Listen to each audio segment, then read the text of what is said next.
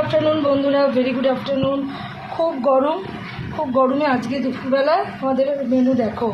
কালকে রাত্রে একটু বেশি করে ভাত করেছিলাম, ওটাই ভিজিয়ে রেখেছি। গন্ধ লেবু, এতগুলো কাঁচা লঙ্কার মধ্যে আমিই খাবো ম্যাক্সিমাম, আর প্রসেনজিৎ হয়তো দুটো খাবে, বাচ্চারা খাবে না।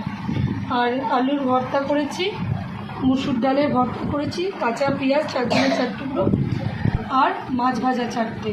আর বড় ছেলেটা কলেজে গেছে, ও খেয়ে বেরিয়ে গেছে, ওকে গরম ভাত করে দিয়েছি। আর আমরা 4 জন এখন খাবো। আমাদের দুপুরে মেনুটা আজকে কেমন লাগলো বলো তো?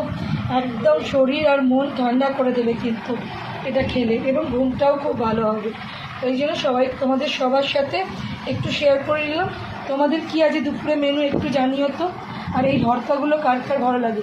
ডিম ভাজাও করতে পারতাম, অনেক কিছুই করতে পারতাম, কিন্তু গরমে এরা কেউই খেতে চাইছে না। তাই সবাই সাথে একটু শেয়ার করে নিলাম। সবাই একটু কমেন্ট করো কার কার এই খাবারটা পছন্দ।